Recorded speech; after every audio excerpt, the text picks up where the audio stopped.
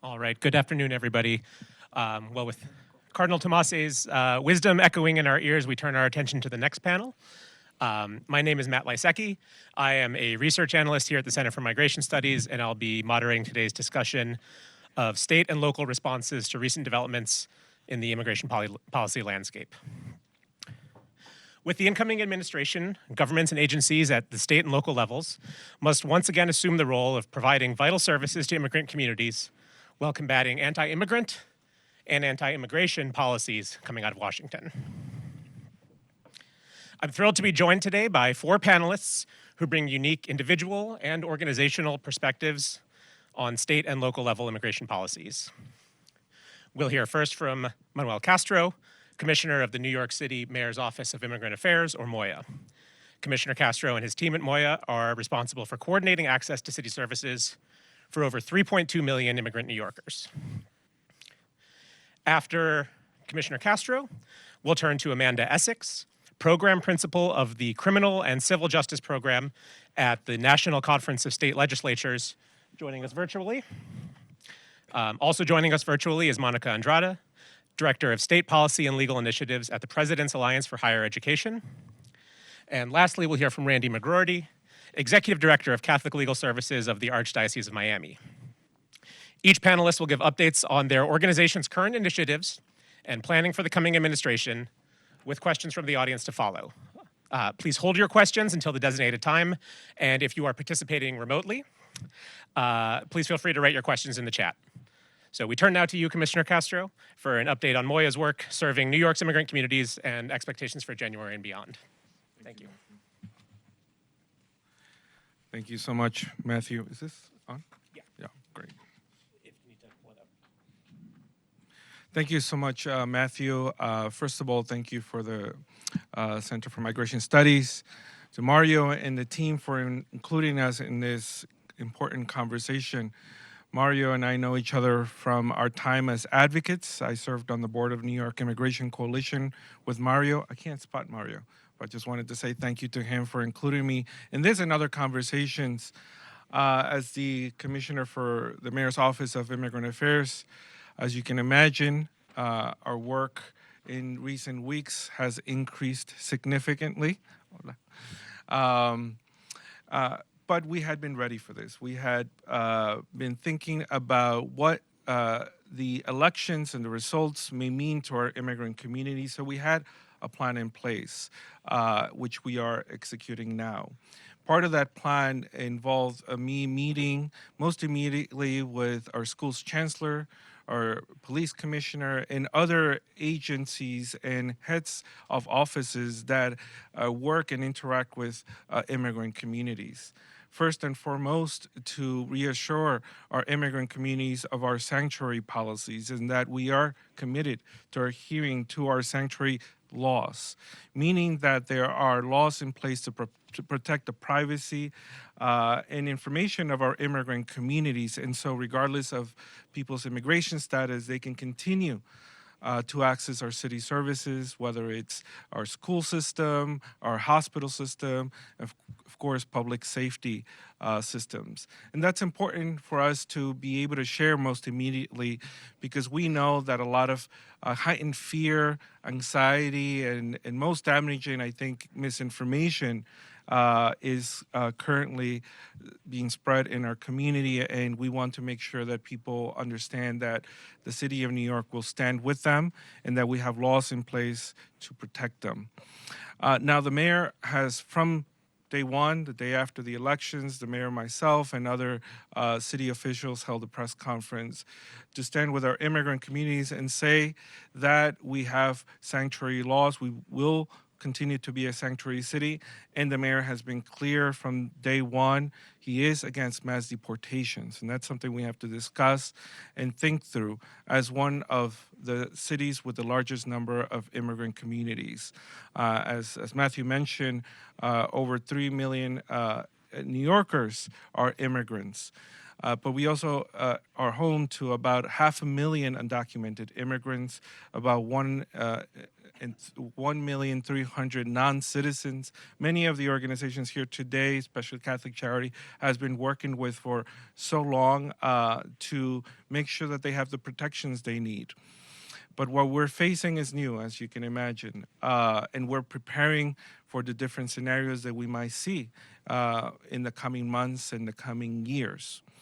But I want to thank the Cardinal for your reflections and your, in so many ways, call to action. Because what we may see will really call into question what kind of society we want to live in. Now, some of you may have or may be familiar with my story. I myself crossed the border with my mother when I was 5 years old, and I grew up undocumented here in New York City. And when I crossed the border with my mother, I had a difficult experience. We almost didn't make it through. And my mother often tells a story that she only made it through because of her faith. We were left behind, and all she can do is pray to the Virgen of Guadalupe. We're Mexican, and so very devout to the Virgen of Guadalupe. I was asthmatic as a young child, and I couldn't breathe, and we had run out of water, and so we could only hide in a bush. And through my mother's prayer and the intercession, I fell asleep, and those who left us behind came back to get us. And so my mom tells this story as a sort of a miracle story and what helped her move forward and get us through so many challenges in our lives as undocumented immigrants here in New York City. But part of the story, and I've never really shared until recently, is that along with that journey, I was with an aunt that had traveled with us to cross the border. A few years after we settled here in New York, my aunt at her workplace was picked up by, at that time, INS, and was deported one day. She was detained and deported. And so I lost contact with my mother. One day, she disappeared. And I had a close relationship with her because she was really one of the few relatives that was with us here in New York. And it was devastating. As you can imagine, it was difficult as a child to one day realize that this could happen to you or to your family members. And so it was really the first time that I realized what it was like to be undocumented, what it was like for my family to be here in the way that we were. And so if the plans that we've heard do occur, are enacted in our city and in our country, it will call to question what is the kind of society we want to live in. Do we want to be in a society where people are detained, placed in camps, and families separated? And so that is a question for all of us here today. And if history is of any caution to us, currently I am part of a long lineage of government employees here in New York City who have tried to grapple with what is our role as local government to support immigrant communities. I keep thinking about the commissioners of immigration from 150 years ago. I came across, speaking of the New York Times, an article from 1852. This New York Times article was reflecting on the role of the commissioners of immigration who were responsible for welcoming and supporting immigrants from Ireland, Italy, and elsewhere arriving to our city. They were reflecting about the growth in anti-immigrant sentiment and intolerance, in part because the commissioners were trying to find spaces to shelter and support immigrant communities. And they were trying every which way to find shelter in the communities here in New York. And they found one of the spaces, St. Andrew's Church on Center Street and Duane Street, for those of you who are familiar with the city. But the backlash was so severe. The anti-immigrant was so severe. And as you can imagine, this is 1852. What came after really shaped the country. And so we have to work together to figure out what is the kind of society we want to live in. And what's clear to me is the important leadership role that cities and local governments have to make sure that we are fighting for the values we believe we need to have in these moments of crisis. So with that, thank you so much, Matthew. Thank you so much, Mario. We'll continue to fight on for and defend our values. We'll continue to be, as we have said, a sanctuary city, and we'll continue to work to support our immigrant communities. And as the Cardinal said, it's a matter of justice, is it a matter of protecting and fighting for the human dignity of all of us, and especially the most vulnerable. Thank you so much.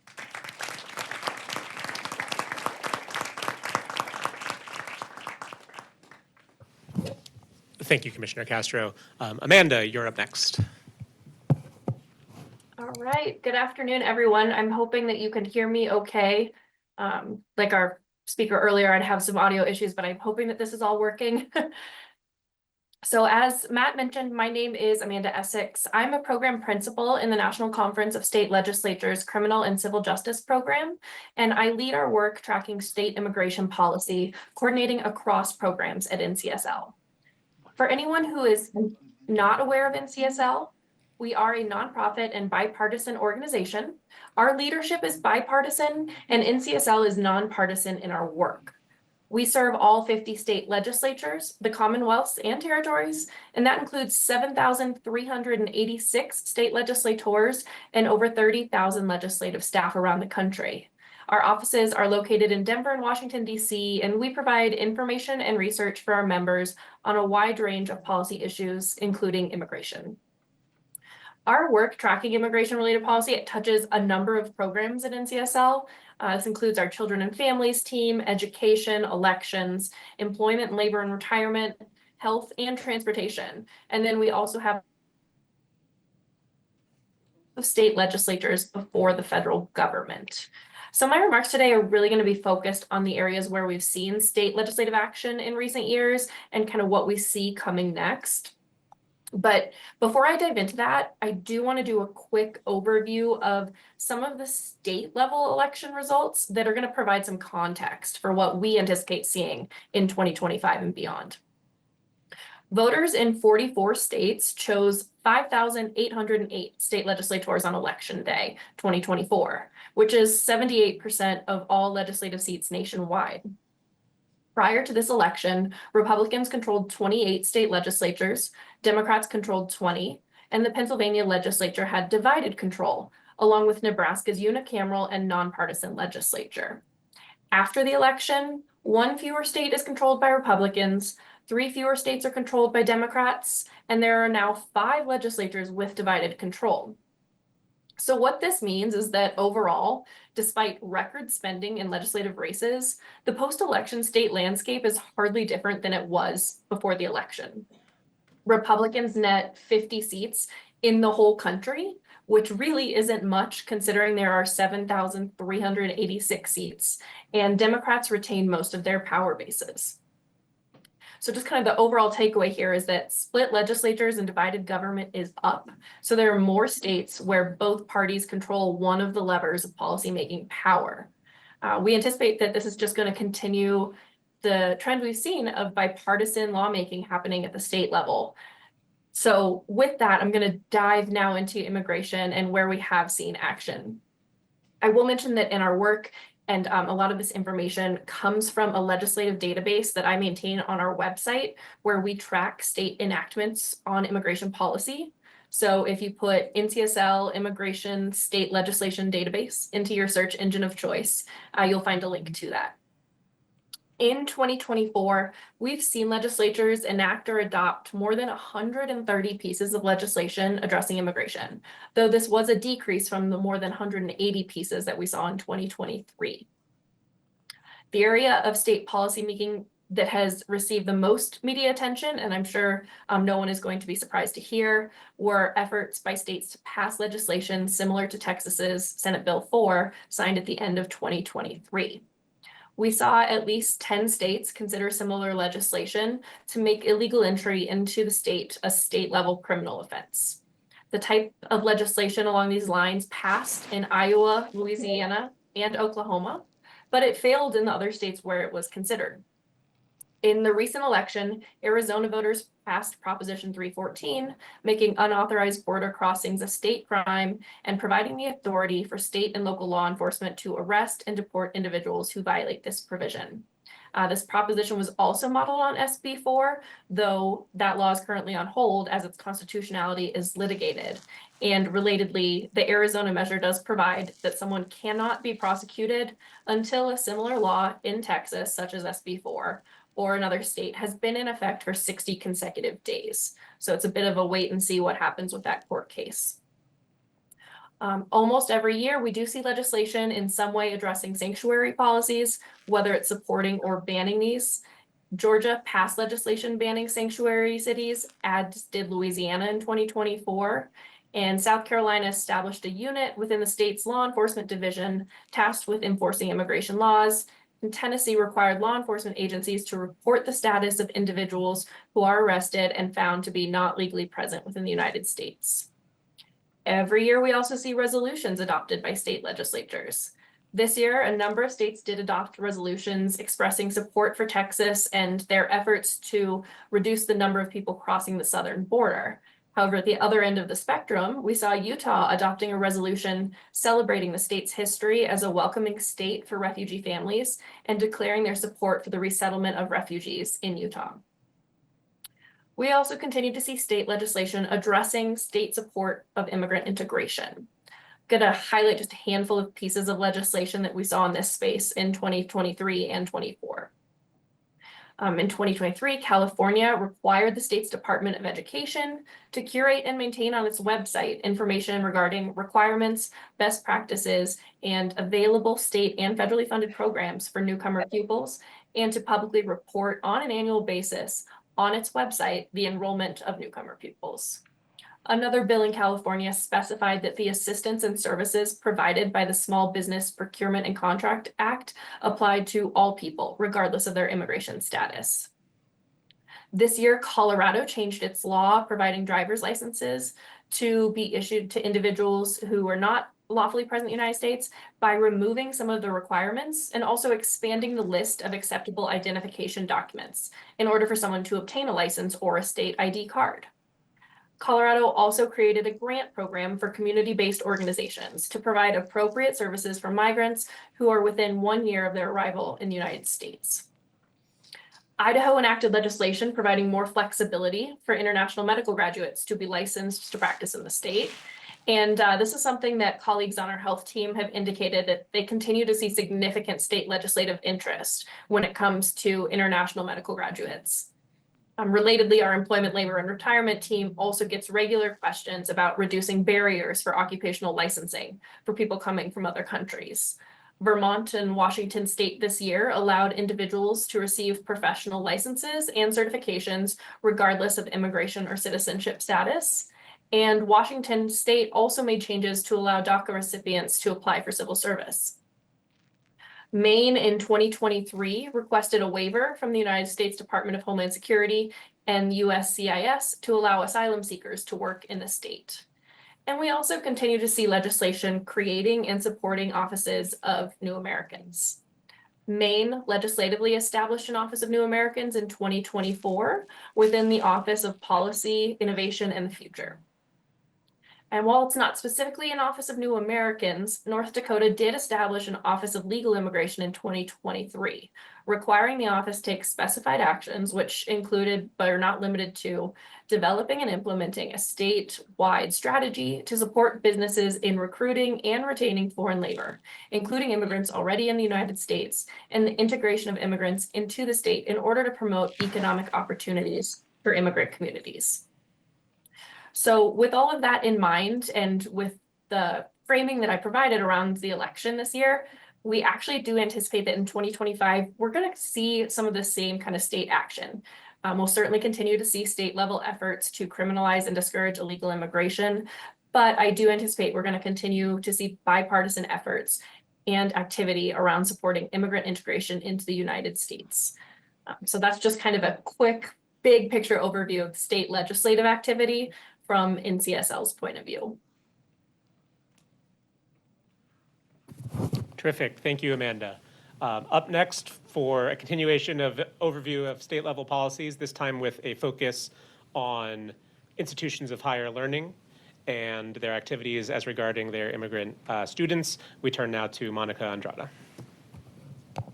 Thank you. Can you hear me okay? Yep. Yeah, okay, I saw Amanda's head up. Okay, thank you so much, Amanda. So just a little bit of brief background on the President's Alliance on Higher Ed and Immigration. So it was co-founded in late 2017 during the last administration as a response to a lot of the attacks that were happening at the time. And so the President's Alliance brings college and university presidents and chancellors together on immigration issues that impact higher ed and are dedicated to increasing the public understanding on how those immigration policies and practices impact students, campuses, and communities. And so we're the only national organization at the intersection of both higher ed and immigration. And we've worked with colleges and universities to understand, to provide understanding, provide support, and really uplift undocumented international and refugee students. It's a robust network of more than 550 member institutions that together serve more than 5 million students across the country. And so I lead our state policy work and set our state policy agenda for the organization. And then currently, our current focus, we'll set priorities in the coming month, but for 2025, 2026, but our current priority areas are in-state tuition, state financial aid, and access to professional licensure for immigrants. And so I want to give a little bit of context before I get into some of the data now. And similar to what Amanda did, what have we seen before, and then what do we anticipate seeing, and what have we actually seen in just the last 2 days? And so for some context, as you hear some of the policies, more than 400,000 undocumented students are enrolled in U.S. colleges and universities. Over the last 2 decades, individual states have made significant strides in expanding in-state tuition and state financial aid to students. 25 states and DC currently provide in-state tuition to the state's undocumented students. And then of those 19 and DC also provide access to state financial aid. 4 states provide undocumented students access to in-state tuition in some, but not all universities. And then 4 states provide access to in-state tuition only to DACA students, meaning you have to have DACA to be able to access in-state tuition or state financial aid. And then 9 states and Puerto Rico don't have any known policies. And then 9 states actively block access to in-state tuition for undocumented students, including 3 of those which prevent undocumented students from even enrolling or in all or some of their public colleges.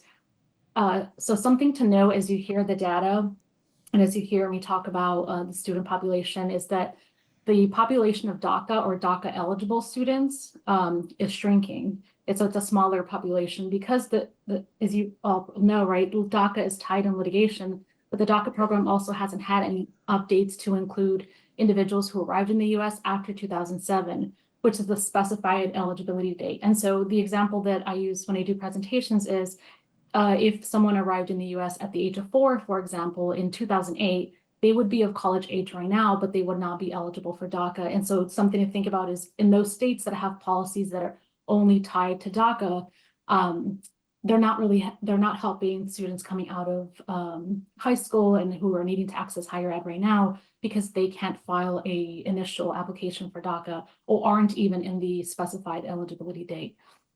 And so so as we look ahead, I think it's important to look at what happened the last time that this administration was in office. And so state and local governments played a crucial role in supporting immigrant communities, particularly since 2016. And so during the last Trump administration, we saw many states adopt pro-immigrant policies on various issues. This included actions that made education and essential services more accessible to immigrants.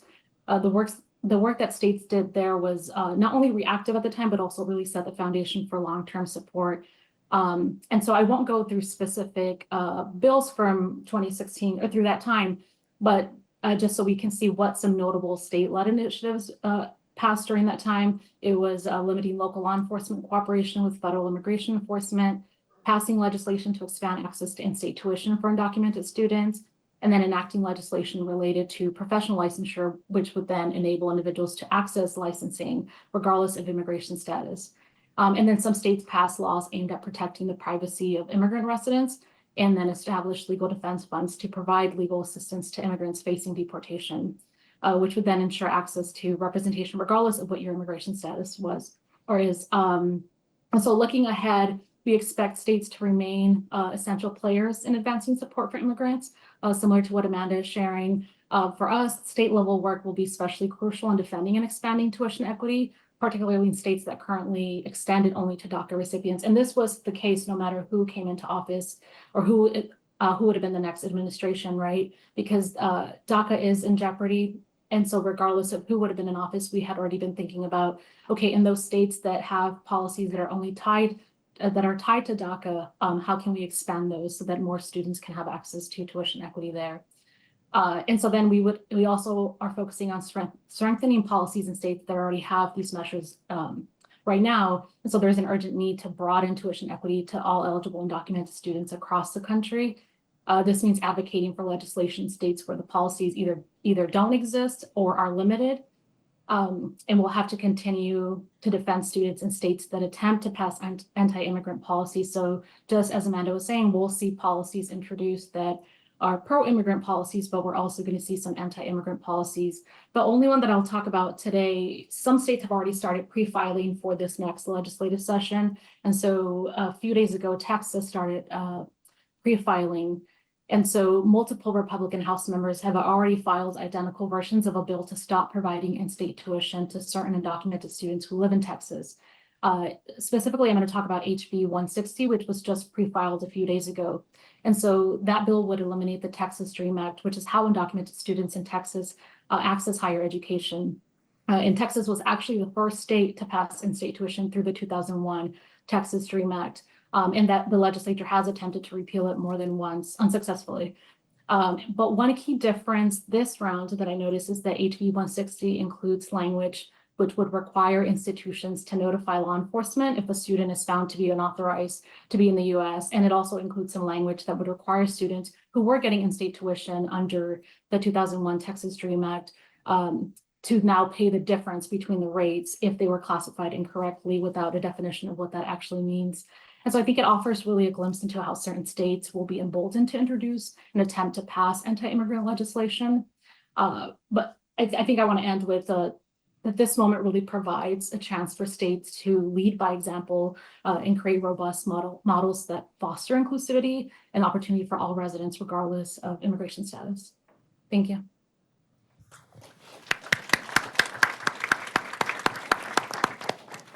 Thank you, Monica. Up next, we'll hear from Randy McGrorty, who will share on how immigration legal service providers in Miami approach their work given the unique local context and the unique state level context, including how he organized opposition against Florida's restrictive immigration law. Randy, thank you. Hi, thank you. Just two quick general comments that really don't apply to this panel, but they are something that I have had to be reminded of and remind my staff of. One, we live in a country of immigrants that has never been particularly welcoming of immigrants. So let's remember that as we go forward. Two, a lot of us are here and motivated by faith. We're with faith-based organizations, living our faith. And if it's not a faith motivation, it's principles and values, has always been difficult and always countercultural. So we're going to test that in the next 4 years. Florida, and Miami in particular, is a very unique city, a very unique community, and a very unique set of demographics.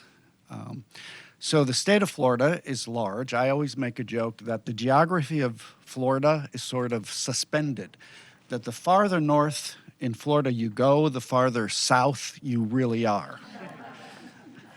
So we've always had a tension in the state of Florida. For years, there have been attempts at the state level to enact anti-immigrant measures that always failed until about 6 years ago when some legislation passed that had to do with driver's licensing. And then most recently, there was some anti-immigrant legislation at a time when it seemed our governor and the governor of Texas was in a competition to see who could create the most restrictive state legislation. So a very, very restrictive bill was indeed dropped in the state legislature that would have criminalized transportation and harboring of anyone without documentation in the state of Florida. It would have pushed back on health care for individuals and taken away any kind of ID and made it illegal to use IDs from other states if they were not eligible for a Florida driver's license. That was the initial proposal. That was pushed back, and it was watered down quite a bit to what actually was passed. And it was largely the faith community. The Florida Catholic Conference of Bishops did a great job. Evangelicals got together because they realized that giving a ride to their neighbor to church on Sunday would have been the commission of a felony. So what actually passed was very interesting. So it defunded any local municipality from paying for IDs. So there was a program, for example, in Miami, the county of Miami, Miami-Dade, was funding a nonprofit for local IDs. So that will not be permitted. But nonprofits can still do that and can still work with municipalities to do that. They just can't get funding. So that measure was watered down significantly. The healthcare is interesting. So it became a data collection, a voluntary data collection. If you go to a hospital, you will be given a form and it will ask your immigration status, which you can fill out or you cannot, or you can decide not to fill out. A lot of people are refusing to that. They cannot refuse care based on immigration status under the statute. The transportation was really watered down. First of all, it's transportation into the state. So someone who helps an individual come into the state still is a felony, but it's interesting the language that they included to water it down. Anyone who was inspected by the federal government is not included. It would not be a felony to do that. That is broad. So all of the border crossers, well, not all, but many of the border crossers have been inspected by the federal government. So there was a concern that Greyhound, for example, would stop bringing people into the state because it could run afoul of this legislation. That is not a problem now, and it has to be knowing. The individual, so there's a scienter element in all of this. The individual transporting someone into the state has to know that individual has not been inspected by the federal government. And again, the major difference is it's crossing state lines. And that provision is not being enforced because of a lawsuit. So the bill, which sounded really tough, actually has been largely ameliorated. They took the bite out of it. But as Archbishop Wednesday said, it still has teeth. And the teeth were this, which is what the real purpose of the bill was, which was to scare people. So many people did leave. I mean, we had reports of people leaving Florida based on this legislation. But the actual enactment has been very watered down. Now, on a local level, I just want to point out, I said Miami is unique. So Miami is 50% foreign-born. It's a huge population. The number of people in Miami with immigration issues is vast, probably a little bit larger than New York's, by the way. So we have the largest immigration court backlog in the country, 150,000 cases venued at the Miami Immigration Court alone. 1 out of 3, this is from USCIS, 1 out of 3 of all asylum claims pending with USCIS, and that's 1.2 million in total, so 400,000 asylum applications, 1 out of 3 are venued at the Miami Asylum Office. That alone is 550,000 people. Now, we talk about, I think many of you are familiar with the CHNV parole program. Several 100,000 people have come in through that program. At one point, 1,000 people a day were coming through the Miami airport. It's hard to know where they all end up, but the estimate is that about half are staying in Miami, or at least for a temporary period of time. So that's a couple other 100,000 individuals, all in Miami. So in the last couple of years, we've had a huge focus on New York, on Chicago, on Denver, Washington. The buses are taking people there, dropping them off. How many of you saw a news story about Miami? Do you think of any? Not one. Miami is doing what it has always done. It just absorbs people. We make it work. That isn't to say there aren't problems. There are.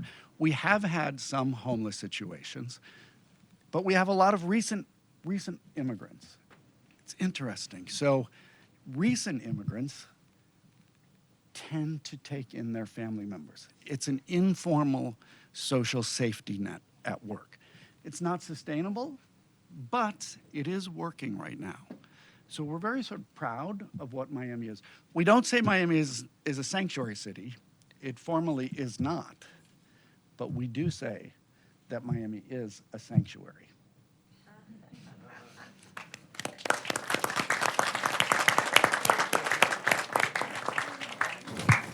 All right, well, thank you, Randy, and thank you again to all of our panelists. We'll now open up the floor for questions. For those participating virtually, feel free to add your questions to the chat and we'll read them out. I'm going to start, though, with a question for you, Commissioner Castro, if I may.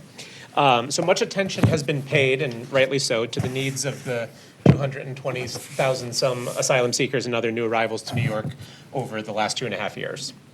However, as you discussed, New York is also the home to long-established communities from all over the world. How has MOIA approached its response to asylum seekers' arrival while balancing its responsibilities to the full breadth of New York's immigrant communities? Well, thank you for the question. I think a lot of coverage has been placed on the arrival of asylum seekers, large part because Governor Abbott started to send buses, and then the media storm that came after that just continued on. But New York City has always been a destination for newly arrived immigrants. Hundreds of thousands of people come and go from New York City. And as I shared earlier, we're home to about 500,000 undocumented immigrants, about 800,000 legal permanent residents, and then several 100,000 others of various other statuses, including a lot of DACA recipients and dreamers. I was formerly, undocumented, grew up as a dreamer here in New York City. So people gain status or fall out of status all the time. It's a very common thing in New York. Our legal providers, Catholic Charities including, have been just tremendous partners in making sure that both our newly arrived populations and also our longer-term immigrant populations have the services that they need. We recently launched a request for proposals to establish 25 legal support centers across New York City, open to any immigrant population, whether they've been here a long time or recently arrived, because we do know that many people, especially now, would like to receive assistance to naturalize, to add, protection that they may need moving forward. But again, it's challenging. I think one of the lessons coming out of the last 2.5 years and post-elections is just the need to communicate better with not just our immigrant communities, but with the larger population. It's true that there was a lot of feelings around the amount of support that we provided newly arrived immigrants, not just from long-term New Yorkers, but also other immigrant communities. I mean, I spend a lot of time in the immigrant community, and I kept hearing over the years, why are you providing X, Y, Z? We're not receiving this, we haven't received this, or we never got this support. And so from the beginning, we started to say, well, we need assistance from the federal government. The federal government needs to step in and coordinate efforts because this is just growing. The sentiment against us, it's growing. And, we didn't get the support that we needed or the intervention to coordinate and not allow Governor Abbott to take advantage of the situation. And so we're mindful that I think we need to get better at communicating these things. And I often say, in my hearings, I say, we're stuck in a really hard place. On one side of the spectrum, folks say, well, you're not doing enough. You need to provide X, Y, Z. You need to do, X, Y, Z. And on the other side, people are saying you're doing too much.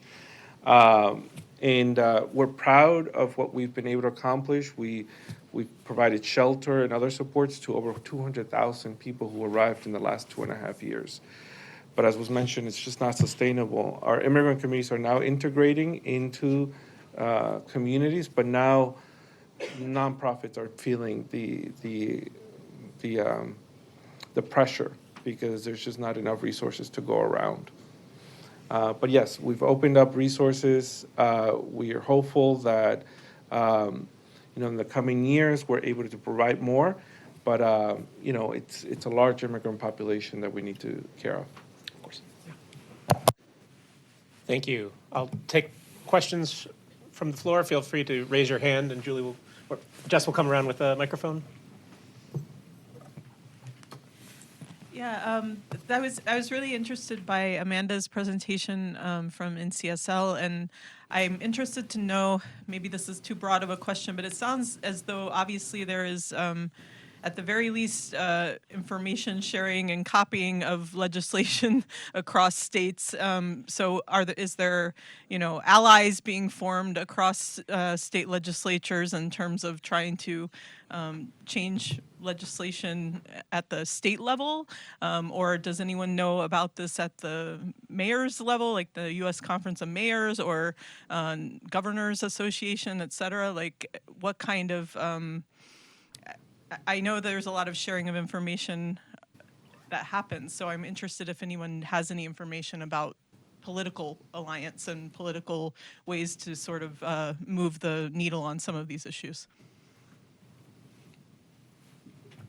Well, one thing I will quickly jump in with here is that that's actually a role that NCSL often plays as kind of a convener of states to bring members together, give them a chance to hear from each other, to learn how other states are approaching issues.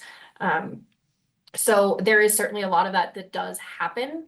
A lot of it that we are also not aware of, that we don't see, but I do always have to plug NCSL in that is one of our goals, is to allow states to learn from one another and to see where there are opportunities for them to learn what has worked, what hasn't, and how states have approached issues in the past.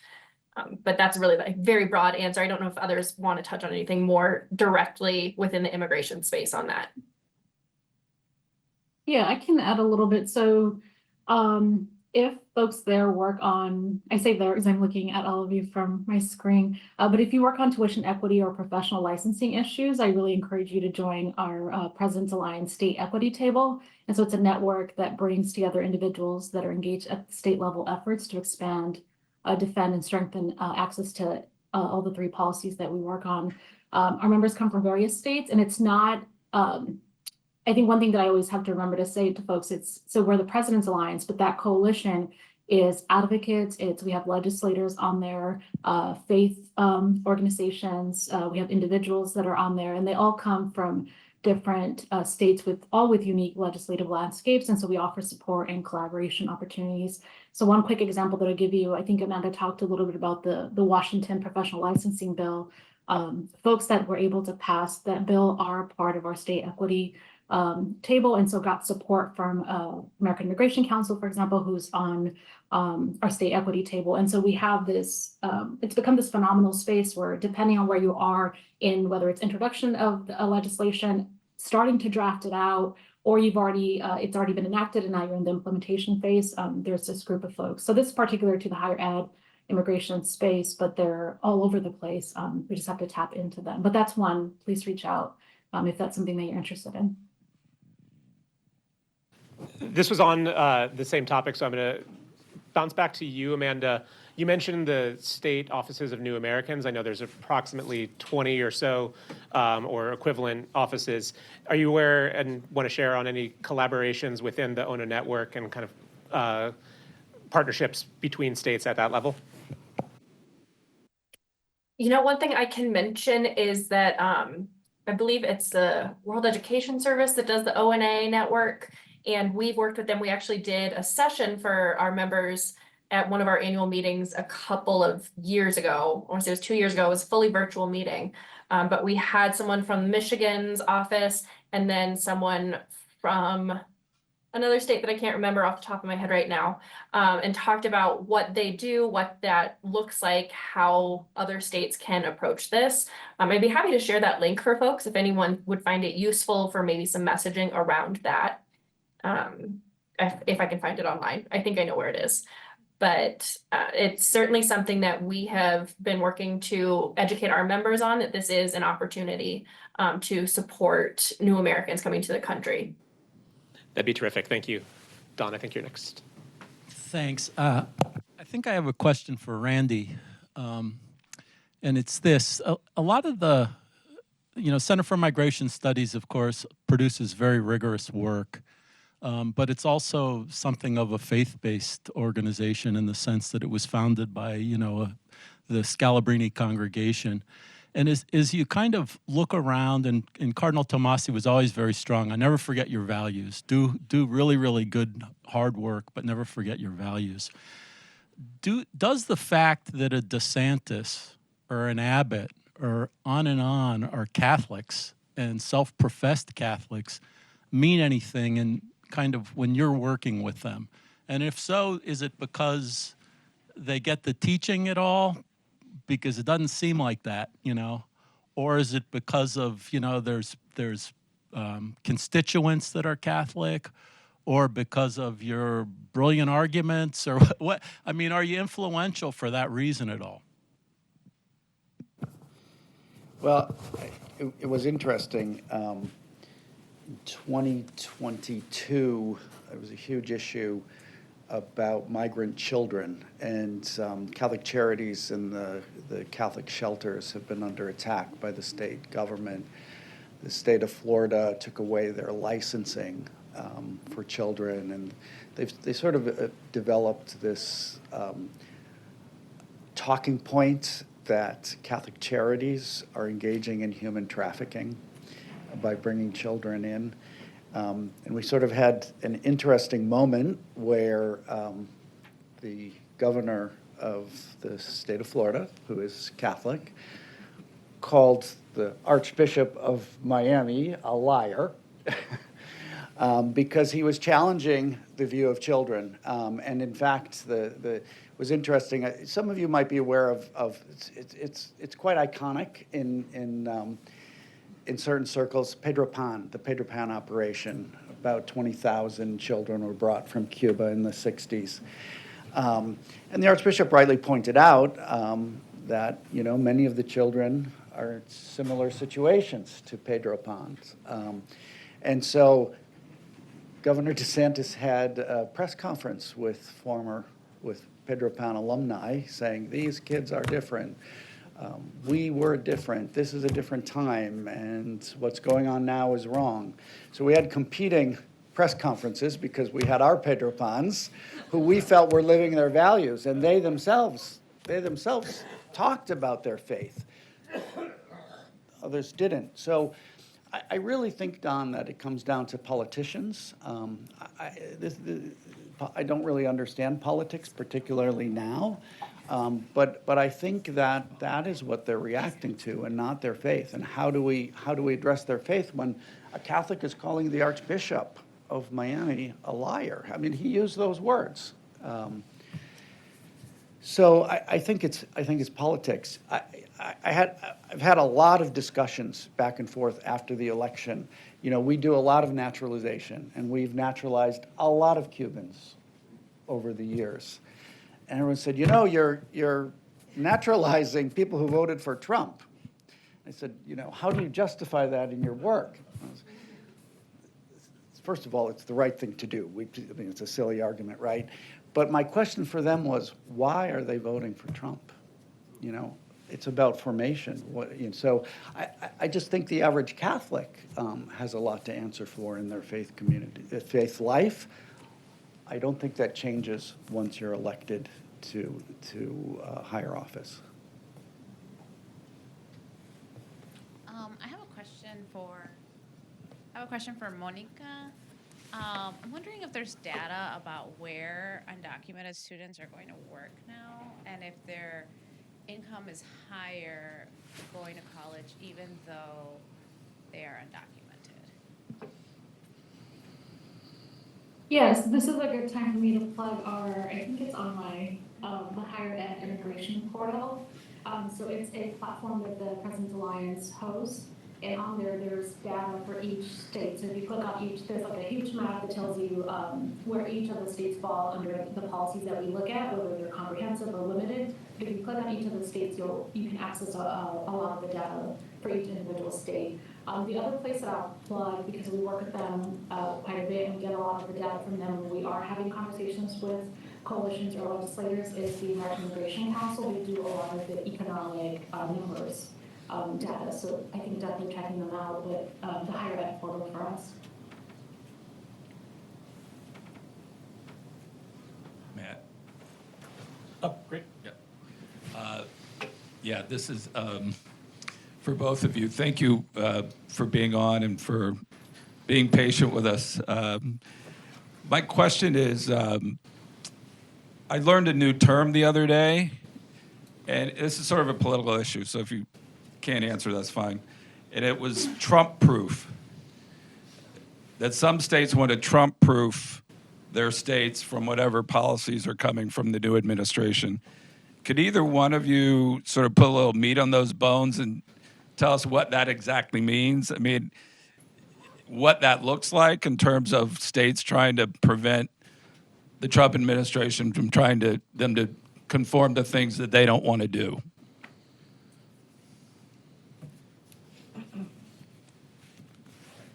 Amanda, I was going to ask you. The way you started the question, I think you do recognize I really can't necessarily answer that directly, but I am going to share a resource via email to y'all that you can share around that is about working with state lawmakers and kind of advice and tips on how to do that. And so while it won't be directly answering this question, maybe it's just kind of an opportunity to learn more about how to approach state lawmakers and get your message across in a way that can be successful. I will mention it's from the lens of criminal justice because that is the other hat that I wear at NCSL, but it does have a lot of broadly applicable information. So I'm going to share that. And maybe Monica has something more she can say. Yeah, I think I'm in a similar situation, but I can give you, and this is also my first time hearing this phrase, but I can give you an example of something that we have been thinking about and we're preparing our members for, because it's likely going to become, the litigation is likely going to become a critical strategy, and we don't engage in litigation, but we support our members if litigation occurs. And so a lot of what we have been seeing is the Project 2025 and what it's on there and how is it going to impact immigrants, and specifically in the higher ed space. One of the things that's on there is that if the administration moves forward, this new administration moves forward with some of the stuff in the mandate or in the proposals, it would attempt to withhold federal financial aid from students attending institutions in states that offer in-state tuition to undocumented students. And so now you would have these students wouldn't get access to federal loans or federal aid because they're in a state where the state has chosen to offer in-state tuition to undocumented students. And so I think I'm trying to answer it directly, but I think that one of the strategies is folks organizing and building coalitions now to be prepared to answer any of those types of, if something like that were to happen. The other one that I have seen, and we've seen it in the past, right? It's a lot of what we're hearing from our students is fear. Understandably so, students are scared. Are their campuses going to remain sanctuary campuses? Or is there something the administration at the campus can do? or at the institution can do. And so one of the things that I've seen, and I think it happened just in the last week, that some places are coming forward and clarifying again that their place is going to remain a safe space for students. I hope that gets at directly the question, but I think folks are now having conversations about if these are the threats, how do we now protect them, protect our students from those threats? You know, with the increase in arrivals into Miami, we had to pivot quite some time ago from direct representation into more of group orientation and different know your rights presentations, self-help workshops. We're going to continue to do that in a larger way. As I said, so many folks have come to Miami from the parole program. And just remember what CHNV stands for: Cuban, Haitian, Nicaraguan, Venezuelan. Those are 4 huge communities in Miami that represent about 80% of our work. So we talk about the concept of layering protections. For everyone who has TPS, 2 of those countries have TPS. One Cubans who come under that program will eventually get lawful permanent residence because of this Cuban Adjustment Act, which many of you are aware of. Just a footnote to that, not all Cubans are eligible for that. Probably about half of all Cubans who have been released from the border since 2017 are not eligible for that because of the manner of release. So we do have hundreds of thousands of Cubans who will not automatically go on to lawful permanent status. So we have to layer their protection is how we're doing it. File for asylum. If you have TPS, it doesn't matter. If you came in on a parole, it doesn't matter. If you're eligible for asylum, apply for it. Check every form of immigration relief that's eligible for you. So our mantra is, don't panic, prepare. And preparing means looking at everything available, and we're trying to do that in a very large way. So it's not really Trump-proofing it. I think it's common sense, but that's the efforts that we're going to expand on in the coming weeks and months. Thanks. I think we have a question in the back here. Hi, Monica. My question is for you, and it's about the President Alliance. Do you have student clubs at colleges for the President Alliance? That's my question. Thank you.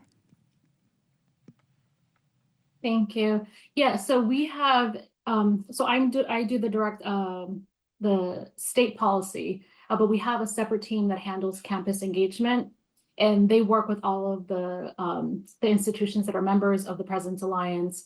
And that's how we keep in touch with the institutions and the students. So not only do we work with the presidents, but we also work with students. And actually, I will also send the link to Matthew for this, but every year we hold a success convening, which brings together students, practitioners, anybody that works on campuses or that is engaged in higher ed issues.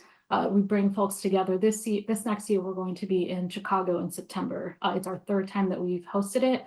So I'll share the link for that so you all can come together for that as well. Thanks. We've got a question from the online audience, if I may paraphrase a little bit.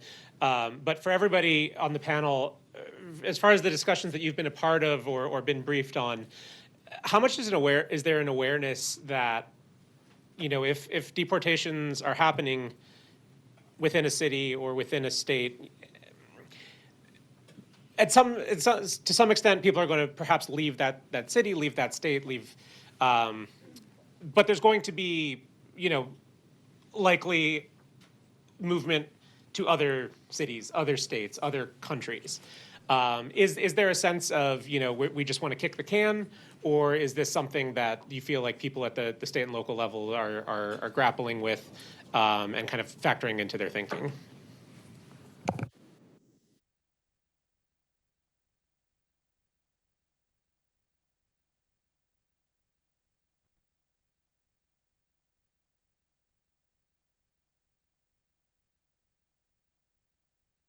I'll take a shot. I mean, I sort of go back to you know, in Florida, we're not going to get help from the state. Yeah. That is clear. The local government, the current county mayor, Miami is sort of the city of Miami is a very small entity and it has a weak mayor system. So it's kind of a non-player, although they often get a lot of press. It's done at the county level. And I think we have a clean government mayor who's not particularly ideological, who's very quiet. She has provided resources to immigration efforts, but very quietly. Those are some of the resources we're going to be using to do exactly the work I laid out. We saw in 2017, by the way, that many people did want to leave Miami and Florida, and particularly Haitians had a path to Canada. So much so that the Canadian Council in Miami met with us regularly to please to provide us with a message to our group to please don't go to Canada. So I mean, I think there is an element of all of that, but I just think that we can't catastrophize right now. We have to prepare. You can catastrophize, and I mean, today the headline was, about the military being called up to intervene. We just have to prepare our clients as best we can and not catastrophize. Thanks, Randy. And join me, please, in thanking all 4 of our panelists for a very illuminating discussion. We will now take a 15-minute break. 10 minutes. 10-minute break and reconvene at 3:40.